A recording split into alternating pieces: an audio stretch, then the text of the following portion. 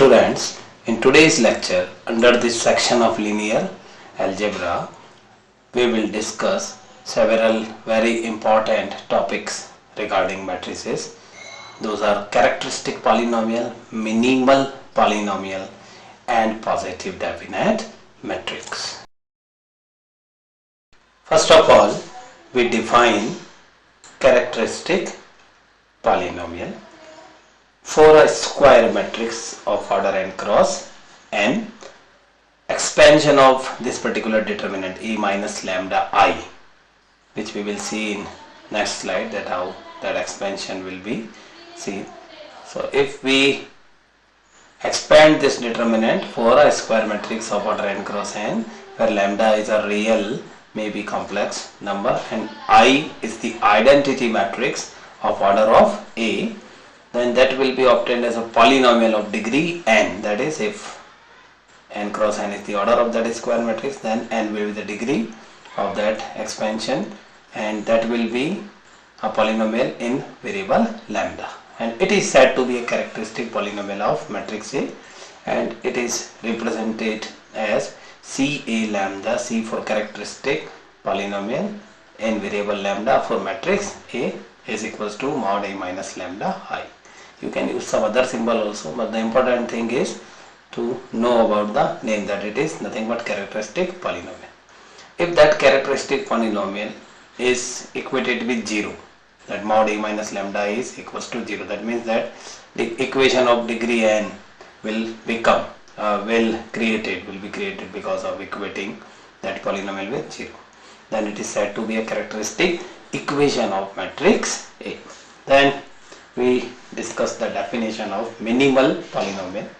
Definition: the minimal polynomial, symbolically written as ma lambda, m for minimal polynomial in variable lambda for matrix A, any other symbol can also be used for it, of a matrix A, is a polynomial of smallest degree.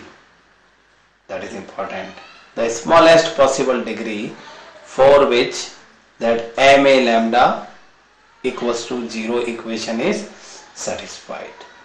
So smallest degree will be searched in problems for satisfaction of this equation, then that polynomial will be called minimal polynomial. And here it is important to know that minimal polynomial is always a factor of characteristic polynomial.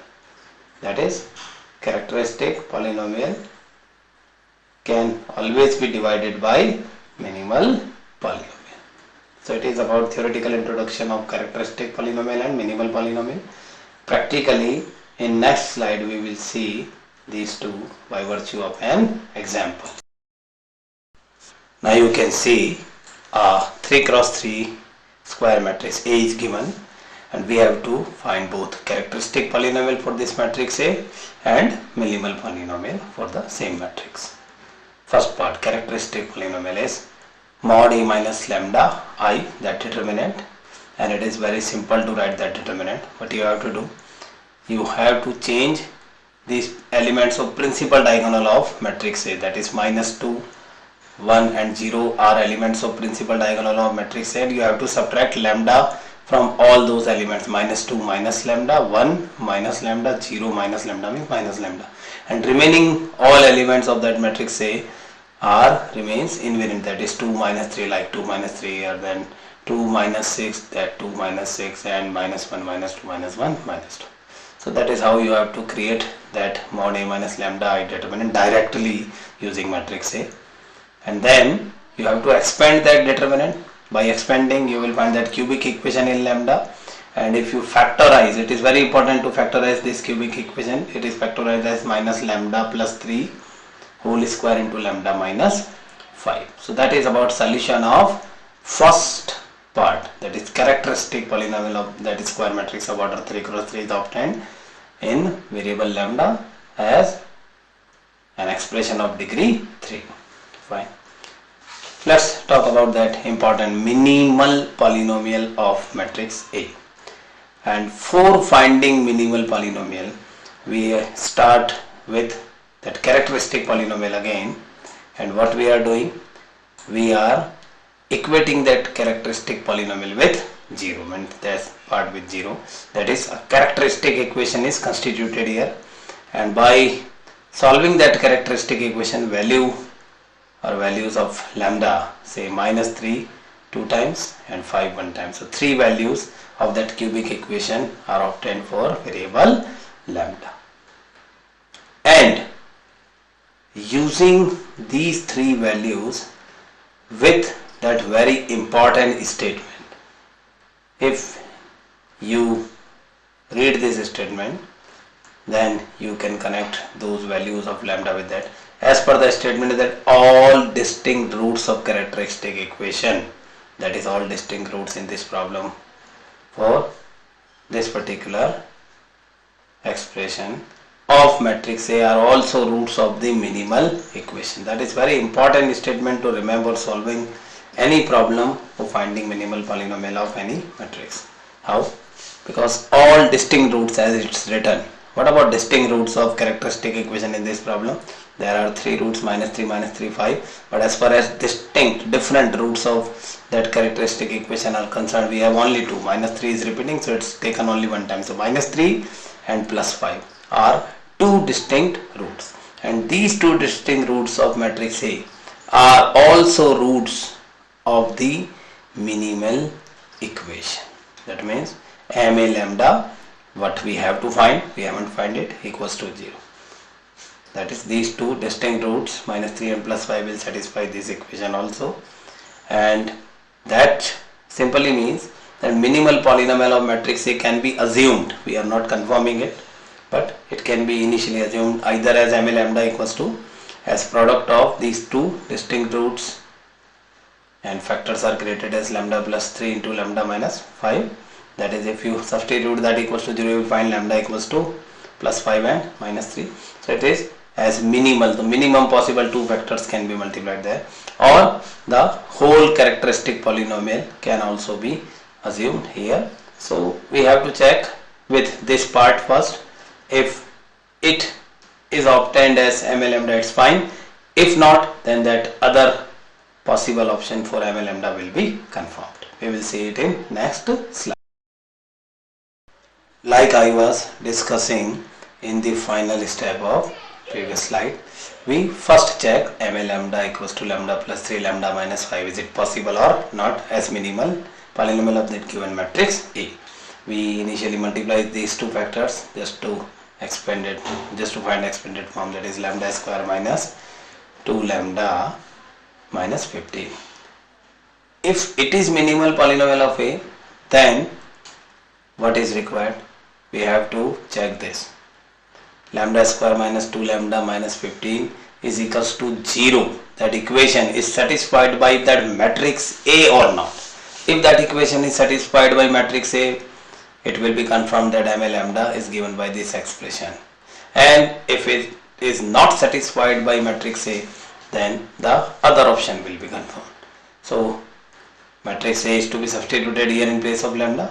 So it is written as A square minus 2A minus 15 into, at least identity matrix is to be multiplied for that confirm matrix equation, so minus 15I. And if we confirm, check this, you are given with matrix A, so you can easily check it, it's written directly here. Matrix A is given, so you multiply A by A, you will get A square. So you check A square minus 2A minus 15I. That combination, if you check, you will find it's not equals to 0, means it's a non-null matrix.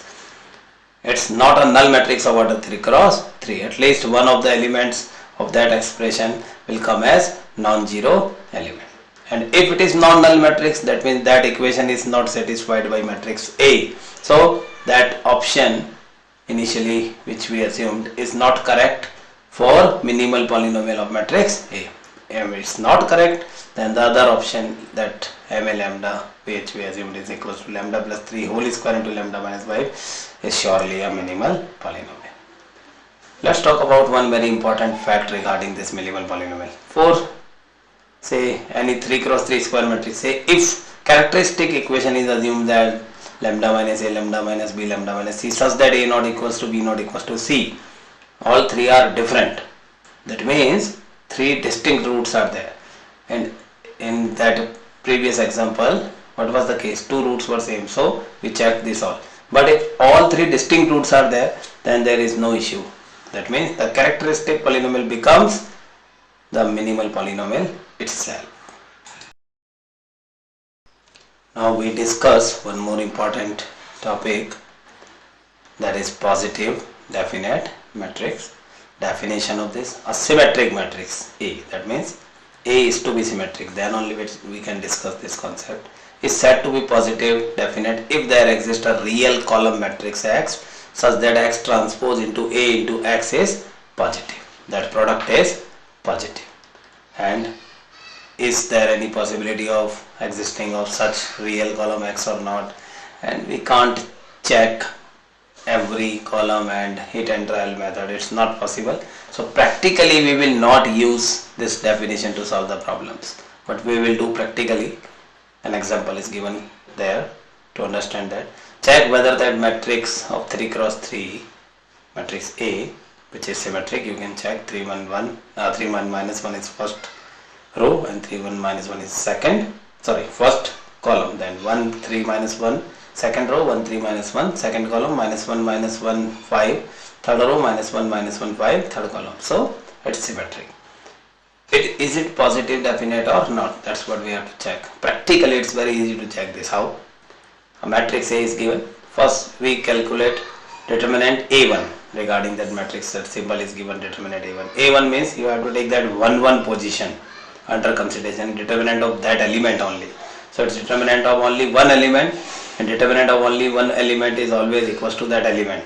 It's not about absolute value. Okay, if it is determinant, it's not modulus. Okay, it's determinant minus 3. If it would be minus 3 is determinant, it will be minus 3. Okay, so here determinant A1, its value is of determinant of 1 1 position, that is 3. Then determinant of, say, symbol A2 is a determinant of 2 cross 2 constituted by 1 1 1 2 2 1 2 2, these 4 elements. That is, we are increasing our attention from 1 1 then to these 4 elements, and that determinant, if we calculate 3 3 is 9 minus 1, it's 8. And then A3 means one more row and column added in that constitution, so it's complete determinant. A3 means determinant of A itself, and it is equals to 36. Let us see these values: 3 8 36, all are positive. That is must requirement. That means if these all are positive, then only that given matrix, that given symmetric matrix A is said to be a positive definite matrix. If any one of them becomes 0 or negative, any one of them, okay, then it will never become a positive definite matrix. So for becoming its positive definite matrix, all these values must be positive.